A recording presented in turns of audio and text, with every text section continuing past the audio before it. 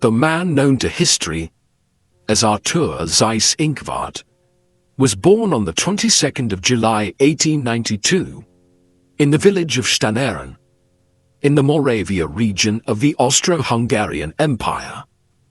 This is a part of Czechia today, but this part of Moravia was something of a German enclave at the time, one where German was spoken. His father was Emil Zeitig, a name which clearly demonstrates that he was of Czech ethnicity.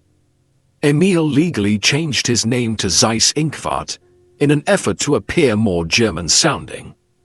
It is interesting to note this push and pull between Germanic and Slavic identities within Arthur's family for an individual who would become such a passionate Nazi, a movement which cast scorn on Europe's Slavic people.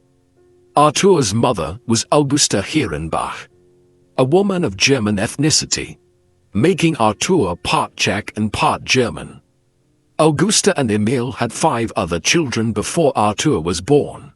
3 girls, Hedwig, Irena, and Henrietta, and 2 boys, Richard and Robert. For such a prominent figure within the Nazi regime, little has been discovered about Seyss-Inquart's early life. He and his large family evidently lived in Moravia until around 1907. It would have been a comfortably middle-class upbringing, as Emil was the principal of the local school, a post which would have earned them the esteem of the Stanneren community when they attended Roman Catholic Mass on Sundays. One of Arthur's brothers, Richard, would later join the priesthood. In 1907, when some of Arthur's siblings were already well into their 20s and had left home, the family relocated to Vienna so that Arthur could attend a gymnasium school there as a preparatory to studying law at the University of Vienna. Having shown some academic ability, it was while commencing his legal training in the Austrian capital that he met his future wife, Gertrude Maschka. They would marry late in 1916 and have 3 children, 2 daughters, Ingeborg and Dorothea, and a son named Richard. Dorothea was only born in 1928 and was still just a teenager during much of the Second World War. Other than this, Arthur's younger years were unremarkable. We know that he joined several organizations during these years, such as the Choral Society near Vienna and the Alpine Association, which would have exposed him to the rampant anti-Jewish sentiment that pervaded Europe in the early 20th century. As both of these entities excluded Jews from membership, Seyss-Inquart's middle-class life in Vienna was disturbed in the summer of 1914, as it was for so many young men across Europe, by the outbreak of the First World War. The Austro-Hungarian Empire was at the very center of the events leading to its eruption, as it was the assassination of the heir to the empire, Archduke Franz Ferdinand, that created a crisis in the Balkans, which spiraled over the space of 6 weeks into a continent-wide war. Austria-Hungary was in an advantageous position strategically when the conflict began. It was shielded from attacks by Britain and France as a result of its geographical position, while Russia suffered a series of major setbacks in the opening weeks of the war, notably the loss in the Battle of Tannenberg against the Germans. Austria-Hungary consequently faced the minor power of Serbia, and in 1915, received additional aid from the Germans. However, thereafter things became much more difficult, as the British and French managed to bring in reinforcements through Greece to aid the Serbians, and Romania joined the war in the Balkans on the side of Serbia. While an entirely new front opened up in the west for Austria-Hungary, when Italy entered the conflict on the side of the British and French-led Entente in May 1915. Many Austrian soldiers would find themselves fighting a bitter and unusual form of trench warfare in the Alpine region of the Tyrol in western Austria, and the passes leading southwards into the plain of Lombardy.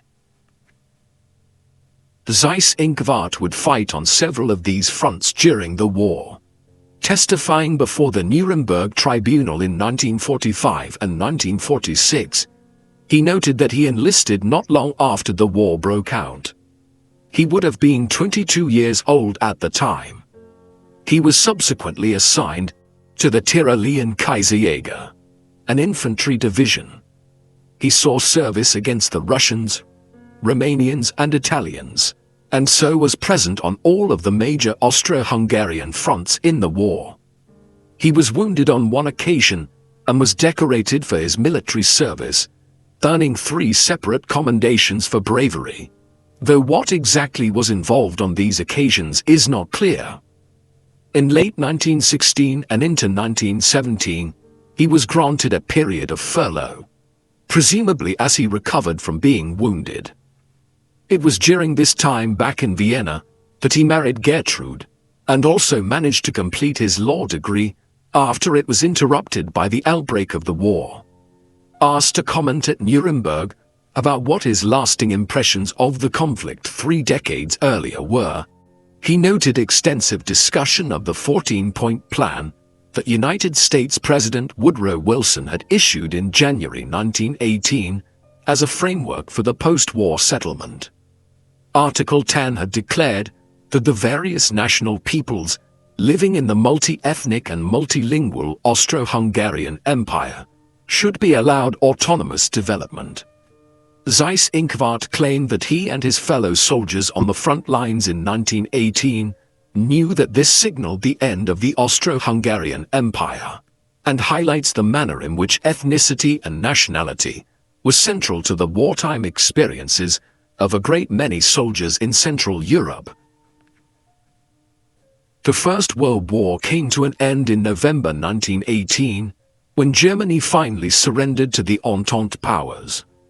By then, the Austro-Hungarian Empire was already in the process of disintegration, with groups like the Hungarians, Slovaks and Czechs revolting from the central government in October 1918. After a year or more of revolution, civil conflicts and violence, Austria would be reduced to a rump state along the lines of its modern-day borders. Hungary and Czechoslovakia emerged as independent states, while Serbia claimed extensive territory, which formed much of the basis for Yugoslavia, which developed under Serbian leadership. Other former Austro-Hungarian lands were lost to Poland, Romania and Italy. Seyss-Inquart would return home to a country which was in the process of transitioning away from the Habsburg monarchy to a republic. The First Austrian Republic, as it was between 1919 and 1934, would be a curious mix of left and right-wing politics. Nationally, the country was dominated by the Christian Social Party, but the city of Vienna was ruled by the Social Democratic Workers' Party of Austria. They led a program of major urban social housing construction, so much so that the capital became known as Red Vienna. Austria still benefits from this today, and the capital is one of the few major European cities without an urban housing crisis in the early 21st century. Seyss-Inquart returned to Vienna in the aftermath of the First World War and attempted to establish himself as a practicing lawyer. Even in the midst of the chaos Central Europe continued to be mired in throughout the late 1910s and into the early 1920s. After a time with other firms, he opened his own legal practice in 1921. In time, he became quite successful, as the new Austrian Republic managed to recover more quickly from the post-war devastation than Germany did. He continued to work as a lawyer for many years to come, raising his young family and playing no major role in frontline politics. Given this, had it not been for the events of the early 1930s in Austria, the world might never have heard of Arthur Seyss-Inquart. While Seyss-Inquart was not involved in any major capacity in Austrian national politics throughout the 1920s, these were nevertheless formative years in his political outlook.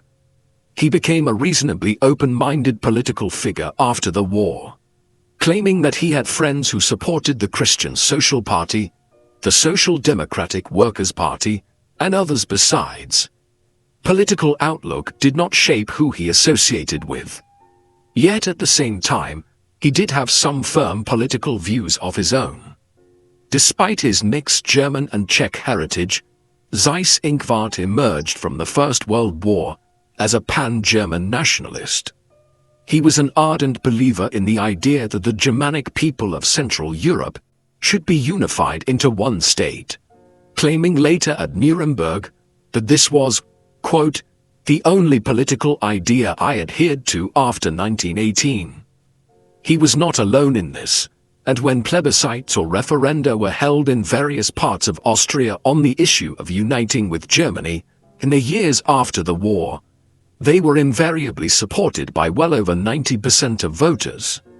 Yet, the Treaty of Saint-Germain-en-Laye, which the Entente powers concluded with Austria in 1919, specifically forbade the Anschluss, the uniting of Germany and Austria, into one state. As such, while these plebiscites indicated massive popular support for the creation of a greater German state, legally it was not possible for this to occur in the post-war period. Seyss-Inquart would continue to associate with political entities that favored the Anschluss throughout the 1920s, though not in a hugely committed fashion, particularly so as the economic boom which began in 1923 across Europe led to the shelving of the Anschluss issue. Seyss-Inquart's personal politics might have remained on the fringe of the other successful post-war experiment in republicanism in Austria, had it not been for the events of late 1929 and into 1930 and 1931. The impact of the Wall Street crash and the onset of the Great Depression are usually remarked on for their impact on German politics. Things were as bad in Austria. In fact, it was the epicenter of the European banking crisis that followed. With Kreditanstalt, one of Austria's leading banks, effectively collapsing in 1931, after it had overextended itself by acquiring other banks in the late 1920s. The Austrian government had no option except to step in and try and save an institution which accounted for over a quarter of the country's banking system. Even so, it was not possible to stop the contagion spreading to the rest of Europe's financial institutions. Although it is barely known of today, Kreditanstalt was to the Great Depression in Europe what the collapse of Lehman Brothers was to the onset of the financial crisis of 2008. As the fallout from Kreditanstalt collapse spread, it virtually assured the rise to power in neighboring Germany of the Nazis, led by Adolf Hitler, who had already made significant gains in the elections of 1930 and rose to become the largest party in the country's Reichstag elections of July 1932. The links between Austria and Germany when it came to Nazism extended well beyond the Austrian banking crisis, facilitating the rise to power of the Nazis in Germany. Many of the ideological and practical origins of Nazism had first emerged in Austria back in the 1900s and were exemplified by the Völkisch ideas of politically aware Austrians like Seyss-Inquart. A German political workers' association for Austria had existed as early as 1902. With many policy ideas that would later be adopted by the Nazis in Germany, when their party came into being in the course of 1919 and 1920. First as the German Workers' Party, and then as the National Socialist German Workers' Party. A Workers' Party in Austria was associated with the German Nazi Party from as early as 1920, though they were not one and the same. The Austrian Nazi movement only became subsumed under the German one in the early 1930s, as Hitler and his associates began to rise to power in Germany. Although it was secretive, it is believed that Seyss-Inquart joined the Austrian Nazi movement in 1931. He would not broadcast this in the years that followed. only making it widely known in the course of 1938. His reasoning in this seems to have been that he was conflicted about his own political stances, as a different form of Austrian fascism began to emerge in 1933. Even as Hitler and the Nazis were claiming complete control over Germany to the north. The Austrian fascist movement emerged in the course of 1932 and 1933 as a result of the economic, social, and political crisis wrought by the Great Depression and the collapse of the Austrian banking system and stock market, as Kreditanstalt failed. In May 1932, a Christian Social Party politician, by the name of Engelbert Dollfuss, was appointed as an emergency chancellor of the country by the Austrian president, Wilhelm Miklas. Over the next year, Dollfuss gradually steered the country towards a more right-wing authoritarian political system, which coalesced into the Fatherland Front, a coalition of elements of the Christian Social Party and various right-wing and paramilitary groups, such as the Heimwehr. Whether they should be branded as fascist or corporatist is a matter of debate.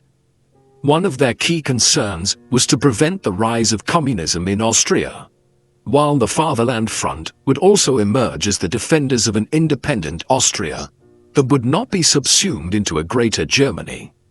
Despite his earlier membership of the Austrian Nazi movement and his continuing associations therewith, Seyss-Inquart joined the Fatherland Front and would rise within the party and Austrian politics in the course of the mid-1930s. By March 1933, Seyss-Inquart was a member of the Dollfuss government cabinet. It was right around this time that the Nazis were solidifying their control over Germany as a one-party state. Almost immediately, Hitler's government moved to begin trying to effect the Anschluss between Germany and Austria. Despite being strictly prohibited under the terms of the treaties of Versailles and Saint-Germain, Hitler believed that the Austrian Nazis could now overthrow the emerging Fatherland Front government and seize power in Vienna as a precursor to full political union in due course. This was attempted clandestinely through 1933 and into 1934, with the Austrian Nazi movement acting within Austria to undermine the government in Vienna, resorting to political violence to do so. Eventually, the Fatherland Front prohibited the Nazi Party in the country. This only drove them over the border into the Bavaria region of southern Germany, where they continued to engage in cross-border terrorist attacks into 1934.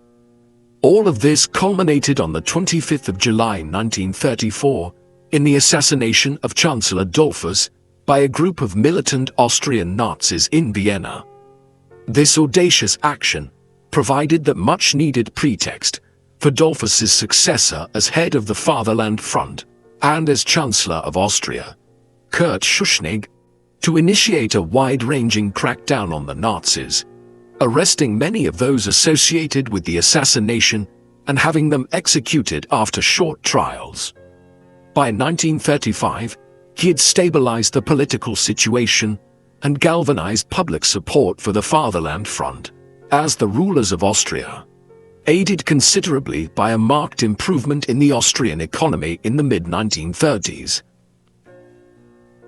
Throughout this period, Seyss-Inquart continued to find favor within the Fatherland Front movement, even as he maintained extensive contacts with the Nazi movement in Germany. In 1937, Schuschnigg promoted him to become a state councillor, and he would eventually be appointed as the Minister of the Interior, a position which put him largely in charge of state security within Austria. On first glance, this makes it seem as though Schuschnigg was promoting a Nazi Trojan horse within his government. It is possible, though, that the Chancellor was well aware of this. Throughout the mid-1930s, he was playing a delicate balancing act with regard to Germany. While on the surface of things the Fatherland Front was firmly in charge of the country, Schuschnigg was more than aware that there was widespread support for unification to form a greater Germany. sentiment which went all the way back to the plebiscites of the early 1920s, when well over 90% of Austrians had voted in favor of such a measure. In an effort to avoid a return to the insurgency and violence of 1933 and 1934, Schuschnigg had secretly negotiated an agreement with Franz von Papen, the former German Chancellor, who had paved the way for Hitler to become his near successor back in early 1933, foolishly believing the Nazi leader could be controlled from within the political fold. Von Papen served as German ambassador to Austria between 1934 and 1938. In the summer of 1936, he negotiated a treaty with Schuschnigg, whereby the Fatherland Front leader allowed several Nazis to enter the Austrian government in return for Germany ordering its Nazi fifth column within Austria to cease its terrorist activities. Ominously, having concluded the agreement, von Papen reported back to Berlin that this was a major stepping stone towards the annexation of Austria. Seyss-Inquart would soon become central to unfolding events. In the course of 1937, Hitler's rhetoric towards Austria accelerated. This was tied to the advancing German plans for fomenting a new European war to reclaim the territory it had lost during the First World War and to acquire extensive new lands in Eastern Europe. German efforts to remilitarize had proceeded better than expected, and this, combined with the sluggish response of Britain and France, had created a scenario in which Hitler and his generals pushed forward the date on which they planned to commence such a war from 1943 or 1942 to 1940 or 1939. In tandem, the diplomatic pressure on Austria to agree to a political union escalated.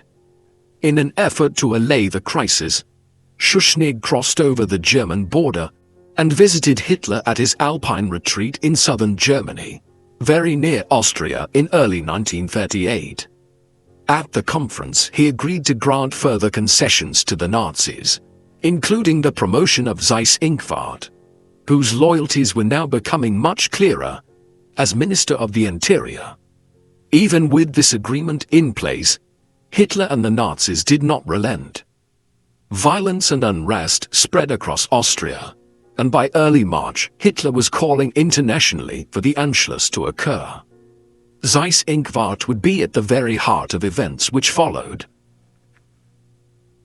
On the 9th of March 1938, Schuschnigg announced plans for a referendum to be held in Austria on the issue of union with Germany. His hope was to convince the Austrian people that this was not in Austria's best interest, and that a rejection of the Anschluss at the ballot box would galvanize the Austrian people against Nazi aggression. Hitler was furious and responded the next day with a declaration that Germany was now preparing to invade Austria. Knowing that Italy, a country which had defended Austrian independence for several years, would not intervene on this occasion, Schuschnigg felt he had no option but to resign. He was succeeded by Seyss-Inquart on the 11th of March. As Chancellor of Austria, he immediately sent an official message to Berlin, inviting the German armed forces to enter Austria and oversee the referendum. The plebiscite was held 4 weeks later on the 10th of April. Some tactics were used that were undemocratic, and the vote in favor ended up being recorded as 99.7%. Most historians do accept that even in a fully fair and genuine referendum, the Anschluss would have been voted in favor of, and most Austrians supported political union with Germany. On the 13th of March 1938, a day after the German army rolled into the country, Seyss-Inquart had resigned as Chancellor, just 2 days after rising to the position, and Austria was officially redesignated as the German province of Ostmark. He was subsequently promoted again as Reichsstatthalter of Austria, a post equivalent to provincial governor. He would hold the position for the next year and a half as he managed Austria's transition to become a province of Germany. It must be said that his approach was not entirely one of acquiescence to German wishes. Seyss-Inquart was anxious that some form of Austrian identity should be retained within the country. He was also sympathetic to the Roman Catholic Church's position in the country and tried to defend its privileges. He had abandoned his own faith earlier in his life, though years later, before his execution after the war, Seyss-Inquart did return to the Catholic Church. These measures aside, Seyss-Inquart also oversaw the introduction of a raft of anti-Jewish legislation in 1938, and the notorious Kristallnacht, or Night of the Broken Glass in Vienna on the 9th and 10th of November, during which 27 Austrian Jews were killed and hundreds of synagogues and businesses were vandalized or burned. Although Seyss-Inquart is nearly always associated with Nazi rule over Austria, in the popular imagination today, most of his involvement with the regime after 1938 was actually in territories elsewhere in occupied Europe. After the Second World War commenced in September 1939, with the German invasion of Poland, he would leave his native Austria and barely see it again during his lifetime. The invasion of Poland had come after a further year of German diplomatic aggression, in which Czechoslovakia had been annexed, along with the city of Memel in the Baltic Sea region. The invasion of Poland was a step too far for Britain and France, and they declared war on Germany in response to it. Nevertheless, they could do nothing in practice to stop Poland being defeated and occupied by the Germans in little more than a month. With that, the country was carved up into 3 sections. The north and much of the west were annexed directly into the German Third Reich as territory which the German Empire had lost back in 1918. The east was taken by the Soviet Union as part of the Molotov-Ribbentrop Agreement that preceded the war. Finally, central Poland and the south were formed into the General Governorate for the occupied Polish region. Seyss-Inquart was dispatched here within weeks of the outbreak of the Second World War. Initially, the plan had been for Seyss-Inquart to govern a section of southern Poland in his own right. These were lands which a quarter of a century earlier had formed part of the Austro-Hungarian Empire, and Seyss-Inquart viewed them as a spiritual part of his homeland. Yet he was quickly informed that he would not be governing them directly himself. Instead, the decision to form the general government as a giant occupied region was taken, and Hans Frank, a senior enough Nazi politician and lawyer, who had been a minister without portfolio for many years, was appointed as the head of the general government. Seyss-Inquart was appointed as his deputy, and so became the second senior-most Nazi official in this part of Poland for the next 9 months. As deputy governor of occupied Poland in late 1939 and through the spring of 1940, Seyss-Inquart was involved in formulating plans for the region going forward. Elements of this focused on the development of the Warsaw Ghetto as a kind of giant open-air prison for hundreds of thousands of Polish Jews. Although it was already underway when he arrived at Poland, the Austrian cannot but have been aware of and at least partially complicit in Operation Tannenberg, whereby tens of thousands of Polish politicians, writers and academics were killed by the Nazis in order to destroy the political and cultural leadership of the country. All of this was one of the first precursors in the drive to begin Generalplan Ost, or General Plan East, the horrendous Nazi plan to mass murder tens of millions of Slavic people, like the Poles and Russians in Eastern Europe, and colonize the entire region eastwards to the Ural Mountains. By this time, Seyss-Inquart had also risen to the position of Gruppenführer, or group leader within the SS, the paramilitary wing of Nazism, led by Heinrich Himmler, members of which were administering the concentration camp system that was expanding across Europe as the war began. Seyss-Inquart would not remain in his position as Hans Frank's deputy in the general government of Poland for long, and would soon be rewarded for his faithful service to Hitler and the Nazi regime, with promotion to oversee his own government of occupation. After a hiatus in the fighting in the winter and early spring of 1939 and 1940, a flurry of military activity was commenced by Germany in early April 1940, when Denmark and Norway were simultaneously invaded and occupied. Then, just 4 weeks later, the long-anticipated Western campaign against France was commenced by the Germans. As in August 1914, at the start of the First World War, the Germans undertook the campaign by invading neutral Belgium and then entering northeastern France. However, unlike 1914, the campaign proved to be incredibly successful, with Paris falling to the Nazis just over 5 weeks later. Another divergence from 1914 was that in 1940 the invasion of Belgium was accompanied by an invasion of the Netherlands, a country which had successfully remained neutral during the First World War.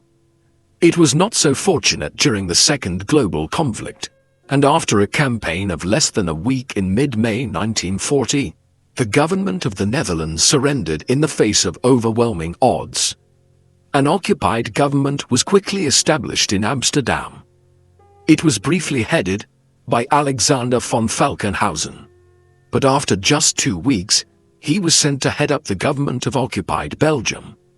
His replacement in the Netherlands, appointed on the 29th of May 1940, was none other than Arthur Seyss-Inquart.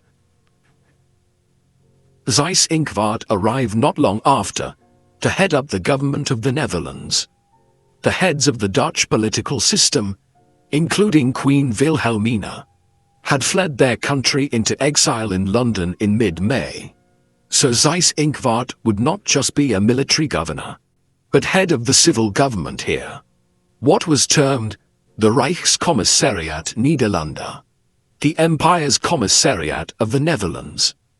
Over the next 5 years, he oversaw a government which allowed only one political party to exist, the National Socialist Movement in the Netherlands, and imposed a form of quasi-military rule, with German soldiers stationed around the country in significant numbers. The same authoritarian policies which had been developed in Germany since 1933 were imposed. That said, the Nazis were less oppressive here than in virtually every other country that they occupied. Nazi racial ideology perceived the Dutch as being a Germanic people, who were racially very close to the German people themselves. Consequently, many of the policies he was tasked with implementing between 1940 and 1945 were designed to try to win over the people of the Netherlands to the cause of National Socialism, with the hopes of one day making them a partner people within the Greater German Reich the Nazis hoped to create. Throughout all of this, Seyss-Inquart would have a rival in the shape of Hans Albin Rauter, the head of the security forces in the Netherlands, who, as a senior SS leader, argued that he was answerable only to Heinrich Himmler as head of the SS. Seyss-Inquart's governorship of the occupied Netherlands would be punctured by frequent clashes with Rauter.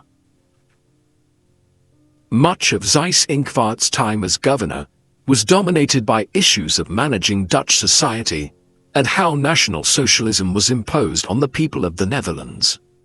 Often when one thinks of the Nazis and their actions during the Second World War, we are presented, for very understandable reasons, with an array of atrocities, war crimes and genocidal activities. What is often overlooked as a result is how pedantic the Nazis were in organizing life in the Third Reich. For instance, Seyss-Inquart had to reorganize how virtually every institution in the Netherlands interacted with the government, so that proper obeisance to Nazism could be displayed, and so that any forms of social or political interaction that did not give proper recognition of National Socialism was prohibited. On the one hand, this involved creating National Socialist membership circles, within the Dutch universities, something which was considered important as these were spheres of life in the Netherlands that would inculcate people into the ideology of the Third Reich over a period of decades. But some of what Seyss-Inquart later claimed he was doing seems utterly trivial. For instance, he implemented measures through which National Socialism was introduced into the management of Dutch chess clubs. All the while, there was constant interdepartmental rivalry as different individuals sought to claim credit for their role in implementing various policies in order to curry favor with Hitler and other senior Nazi ministers in Germany. More consequential was Seyss-Inquart's role in suppressing the Dutch resistance movement. Despite the efforts of the Nazis to convince the Dutch that they were a natural racial ally of the German people in the Reich, a major resistance movement emerged over time in the Netherlands. It was something of a movement of passive resistance, as the Dutch had limited capacity to resist violently. A pre-war government directive of 1938 had required all citizens of the Netherlands who owned firearms to register them with the government, something which made it very easy for Seyss-Inquart's administration to disarm the civilian population in the summer and autumn of 1940, once they got hold of these lists. Therefore, resistance was initially quite non-violent. In February 1941, for example, the outlawed Dutch communist movement instigated a series of strikes across the country in opposition to the regime. Over time, the various Dutch resistance movements, of which CS6, named after 6 Corelli Street in Amsterdam, where they held an early meeting, and the National Support Fund were some of the most prominent, began to engage in more targeted acts of violence as they obtained weapons and coordinated their actions. This included assassinations of German soldiers and members of Seyss-Inquart's administration. Efforts were also made to smuggle thousands of resistance fighters and civilians out of the Netherlands and across the North Sea and English Channel to Britain. A resistance radio station, the BBC Radio Oranje, was operated from England with a high enough radio frequency that it could be picked up in Amsterdam and elsewhere, while a thriving resistance press managed to keep the Dutch people informed of the real state of affairs in the war, beyond the Nazi propaganda. Seyss-Inquart's administration responded with crackdowns on resistance movements. 3 concentration camps were established in the Netherlands. These were not the species of mass, sprawling death camps operated in Central and Eastern Europe. Instead, they were more like temporary prisons. The largest was Herzogenbusch, a camp near Vught. There were 31,000 prisoners held here over the course of the war. Many of them were Dutch resistance fighters, or people believed to be associated with the Dutch resistance in some manner. For instance, many people were not actively involved beyond harboring people who were wanted by the administration. Notably Dutch Jews hiding from deportation orders. Over 700 people would die at Herzogenbusch during the war. The other camps were Camp Amersfoort and Westerbork. The latter was a transit or holding camp for Dutch Jews, often being moved from the Jewish ghetto, which Seyss-Inquart had overseen the establishment of, in the Jodenbuurt quarter of Amsterdam in early 1941. They would then be placed on trains at Westerbork, heading eastwards, typically to Auschwitz. On top of this repression of the Dutch resistance movement and the use of concentration camps, on the 8th of May 1943, Seyss-Inquart's administration announced the extension of the Arbeidseinsatz program to the Netherlands. The term means labor deployment, but this disguises its sinister overtones. In reality, this was a form of forced slave labor. In December 1941, the German war effort had fatally faltered on the Eastern Front, outside Moscow and Leningrad. The United States entered the war at the same time. 1942 saw intense and bitter fighting in Russia. By early 1943, the tide had clearly turned against the Nazis, and the Russians were preparing to launch a series of massive counterattacks on the Eastern Front, while the Italians and Germans were pushed out of North Africa. As all of this occurred, more and more German men were conscripted into the army, many of them now in their 40s. The economy was also placed on a total war footing. All of this required additional manpower, and from 1942 onwards, this was increasingly provided by slave labor. Much of it came in the form of Poles and Czechs, who were deemed to be racially inferior to the Germans. But some of it also came from hundreds of thousands of laborers from Western Europe and other parts of the Third Reich. Seyss-Inquart's administration in the Netherlands oversaw the recruitment of around 400,000 Dutch people into the German war economy. 250,000 of these were sent directly to factories in Germany. Not all were slave laborers. Some were offered economic incentives to work in German factories and availed of them. But many were coerced and often lived in very difficult circumstances in Germany, particularly so once extensive Allied bombing of major German industrial cities accelerated in the course of 1944. At least 8,000 Dutch workers lost their lives as a result of the poor conditions, while some historians estimate the figure as being as high as 20,000. The members of the Dutch resistance were far from the only people within the Netherlands who would feel the wrath of Seyss-Inquart's administration. Others could do nothing to avoid persecution. Approximately 140,000 or so Dutch people in 1939 were Jewish, out of a total population of some 8.5 million. This was a relatively high per capita concentration of Jews for Western Europe at this time. The reason for this was that the Dutch Republic had been one of the most liberal parts of Europe from the late 16th century onwards, and had become a safe haven for Jewish people from the anti-Semitism that pervaded nearly every corner of Europe in early modern times, such that Amsterdam even became colloquially known as the Dutch Jerusalem. The Dutch Jewish community had also created a vibrant culture, with figures like Baruch Spinoza, one of the greatest philosophers of 17th century Europe, emerging here over the years. By the time Seyss-Inquart arrived at Amsterdam in the summer of 1940, the Nazis had not yet decided on the final solution, which would lead to the Holocaust of Europe's Jews. But once the invasion of the Soviet Union began in the summer of 1941, all restraint was quickly abandoned, and by the end of the year the first mass gassings of Europe's Jews were being carried out in the death camps of Poland. Early on, the Holocaust centered on mass murdering of Jews of Eastern Europe, but soon attentions would turn to the Jewish populations of the occupied countries in the West, the Netherlands included. Seyss-Inquart was a zealous anti-Semite. He made his views utterly clear to the people he ruled over in the Netherlands, in a speech which he gave at the Concertgebouw in Amsterdam on the 12th of March 1941, one which was broadcast on Dutch radio.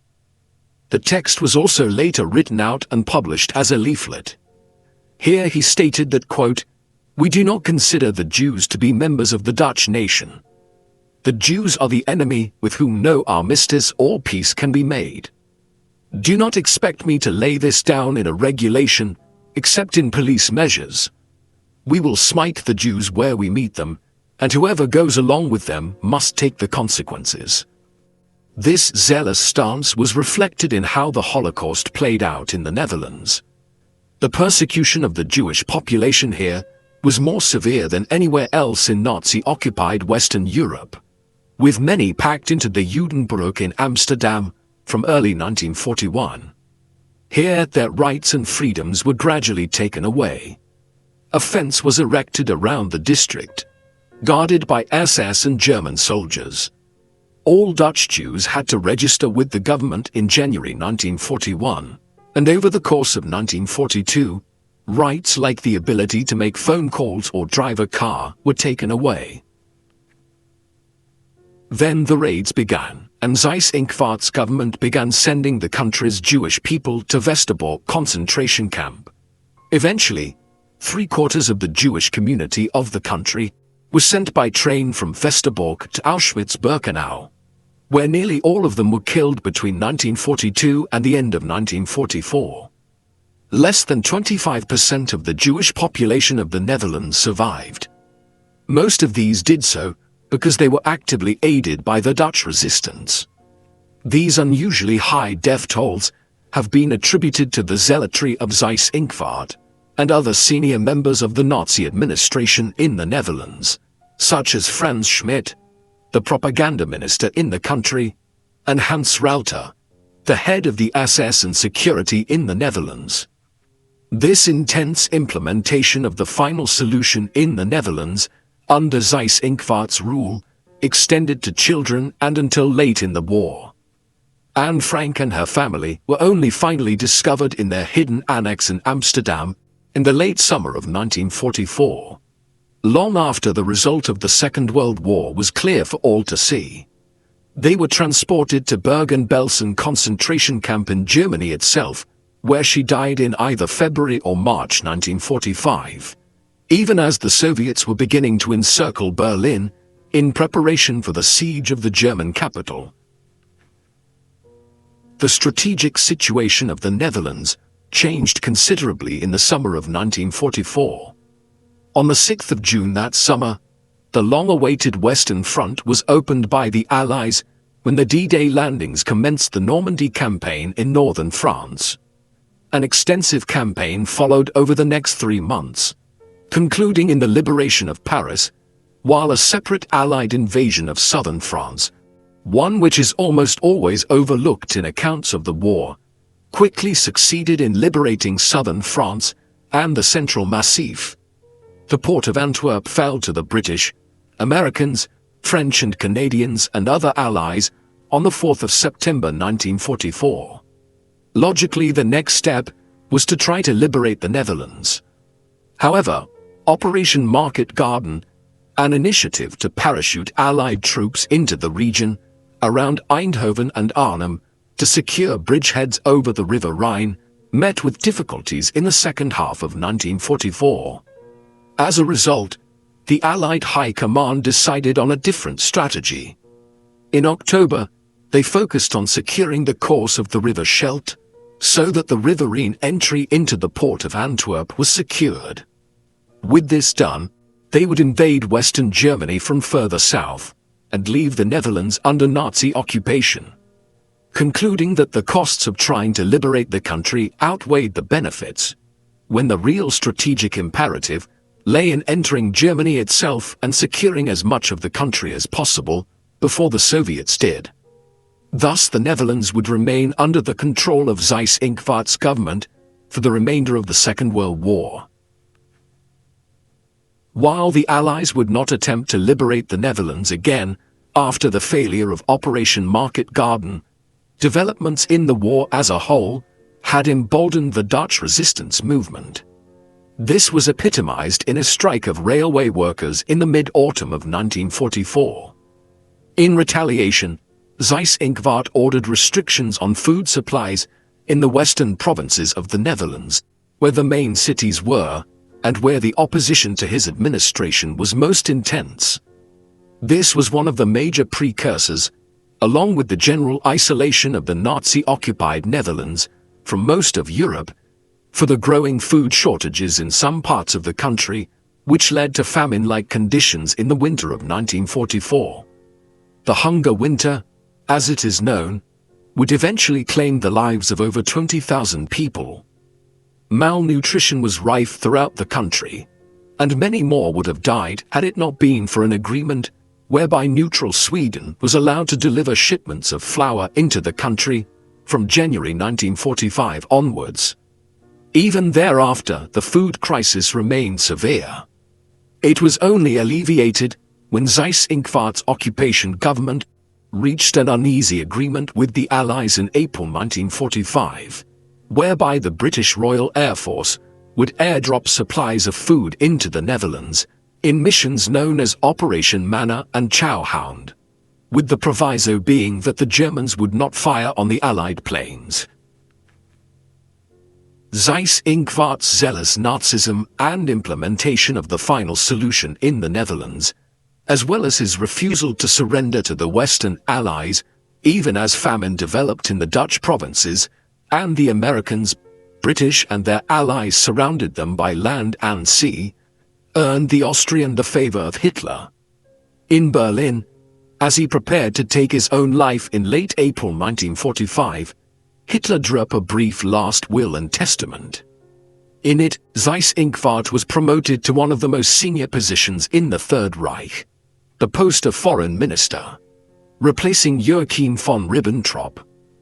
This made Seyss-Inquart the third most senior figure in the regime, after Joseph Goebbels, who briefly served as Hitler's successor as Chancellor, before taking his own life a day after the Führer, and Karl Dönitz, the president of the Reich, and the figure who, on the 7th of May 1945, would surrender to the Western Allies. Seyss-Inquart's retention of Hitler's favor until the end was unusual. A great many other senior Nazis had been ostracized by the German dictator, notably Hermann Göring, who was banished from the party and removed from his place as Hitler's successor in late April, while many senior German generals were dismissed from their positions in 1944 and 1945 for expressing what were viewed as defeatist sentiments around strategic withdrawals from Poland or parts of Western Europe. Nevertheless, Hitler's belief in the Dutch governor's loyalty may have been slightly misplaced.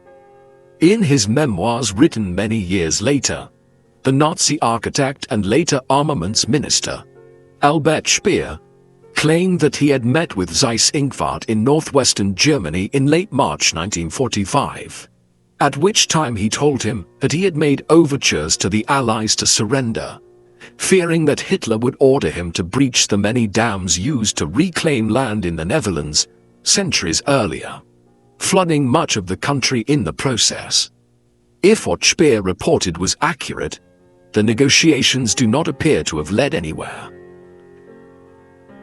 When Dönitz surrendered to the Western Allies on the 7th of May 1945, he did so from the town of Flensburg on the border between Germany and Denmark, where the government of the German Reich had relocated in the first days of May in order to avoid falling into the hands of the Soviets in Berlin. Seyss-Inquart soon attempted to join the government of the collapsing Reich at Flensburg.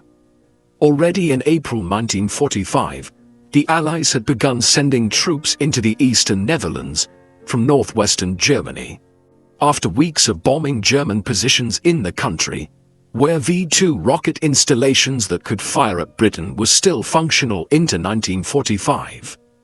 By the first days of May, most of the Netherlands had been overrun by the Allies, and on the 5th of May, Amsterdam was finally liberated, the beginning of a period that would become known as the Canadian Summer, as Canadian troops were left in charge of the Netherlands until such time as the Dutch government in exile returned home to the Low Countries.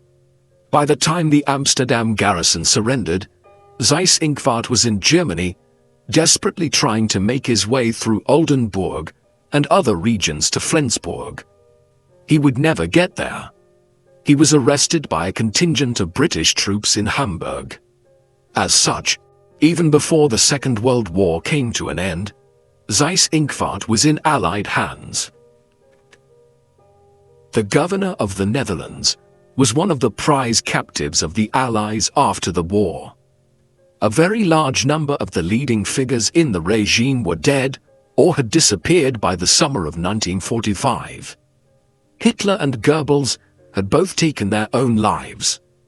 Heinrich Himmler did so as well after being captured by the British, 2 weeks after the war ended. Reinhard Heydrich, a figure who had overseen the inception of the Holocaust and perpetrated enormous war crimes as the acting governor of much of Bohemia and Moravia, had ultimately been killed by the Czech resistance in 1943. Others like Adolf Eichmann, the SD official who organized much of the logistics of the Holocaust, went into hiding and eventually escaped to South America. As a result, several individuals that might not otherwise have been involved were included in the list of those who would be first to stand trial before the International Military Tribunal at Nuremberg. This was the trial of 24 individuals who were deemed to be the most senior surviving members of the regime, who were under detention and represented a wide range of elements of the Nazi administration and war crimes. Seyss-Inquart was included as a figure who had played a part in the Anschluss, the occupation of Poland, and who had administered the Netherlands for the full 5 years it was under Nazi rule. The trial would last from November 1945 to October 1946, with Seyss-Inquart sitting as a defendant, alongside figures like Göring, Speer, his predecessor as the foreign minister, von Ribbentrop, and Wilhelm Keitel, as head of the German Wehrmacht. Seyss-Inquart was one of the less expressive defendants at Nuremberg. Each was asked to undertake an IQ test, which the former governor of the Netherlands scored the highest point score in, though he placed second, as Hjalmar Schacht, the former president of the Reichsbank, had his score boosted to first place to take account of his being in his late 60s. Seyss-Inquart was defended by Gustav Steinbauer. The transcripts of Seyss-Inquart's questioning by his own counsel and the prosecution lawyers reveals an understandable focus on his actions in the Netherlands, particularly his treatment of the Jewish population, the Dutch resistance, and the management of the famine conditions in 1944 and 1945, all of which could be construed as war crimes in his handling of them. Throughout, Seyss-Inquart deflected away from his own responsibility, claiming that Heydrich and others had sent him orders concerning the deporting of the Jews of the Netherlands to Auschwitz, and he had merely followed orders. When questioned about a policy whereby people with only a small amount of Jewish ancestry were forced to undertake medical sterilization in order to avoid being sent to Auschwitz, he claimed that this had been undertaken voluntarily in the Netherlands by individuals who knew they would not be interfered with by the regime any further, and left at liberty if they undertook the procedure. Seyss-Inquart's efforts to defend himself continued like this, but few were won over. When the verdicts were handed down, on the 4 charges each defendant faced, he was found guilty of 3 out of 4. These charges were being involved in planning and waging a war of aggression, committing war crimes, and committing crimes against humanity. For these, the former governor of the Netherlands was sentenced to be executed, along with 10 of the other defendants, on the 16th of October 1946. Confronted with the result, he was fairly non-committal, stating that he hadn't expected anything different. When the time came for the sentence to be carried out in the early hours of the 16th, it was only 10 men that were led out to be executed, as Göring had taken his own life in his prison cell the night beforehand by ingesting a cyanide pill he had either obtained or somehow managed to keep hidden throughout his many months in prison. Seyss-Inquart was the last of the 10 to be executed. It was an hour and a half since von Ribbentrop, the first of the convicted men to be hanged, had faced his sentence. Thus, after watching 9 others hanged over the space of 90 minutes, including numerous badly botched executions, Seyss-Inquart was led forward. His last words were, quote, "I hope that this execution is the last act of the tragedy of the Second World War, and that the lesson taken from this World War will be that peace and understanding should exist between peoples. I believe in Germany." With this, he was hanged. Afterwards, the remains of the condemned were cremated and scattered over the river Isar, to prevent any burial site becoming a Nazi shrine. Like many senior and mid-ranking Nazi officials and figures after the Second World War, Arthur Seyss-Inquart tried to defend his conduct between the Anschluss early in 1938 and the end of the war in May 1945, on the basis that he was simply a cog in a bigger machine, following orders. And just as this was deceptive when claimed by Adolf Eichmann and others at various Nazi trials, so too was it a lie when argued by Seyss-Inquart. After prevaricating over whether to support the Nazis or the Fatherland Front for much of the 1930s in Austria, he became the leading Austrian collaborator with the Nazis during the Anschluss. Afterwards, he oversaw elements of the Kristallnacht in Austria, helped introduce the Nazi general government in Poland, and was then rewarded by Hitler with the governance of the Netherlands between 1940 and 1945. During these 5 years, he oversaw efforts to crush the Dutch resistance movement and refused to surrender his territory to the Western Allies, even allowing famine conditions to develop in the Netherlands as a result. However, his biggest crime was in overseeing the final solution in the Netherlands. Few Nazi officials pursued the persecution of the Jews with the zeal that Seyss-Inquart did, and by the end of the war, over 3/4 of the 140,000 pre-war Dutch Jewish community were dead. For this crime, if no other, his appearance at the first trial at Nuremberg and conviction was warranted. What do you think of Arthur Seyss-Inquart? Has the full extent of his role in the crimes of the Third Reich, particularly in the Netherlands and Poland, been strangely forgotten? Or is the focus on his role in affairs in Austria correct? Please let us know in the comment section. And in the meantime, thank you very much for watching.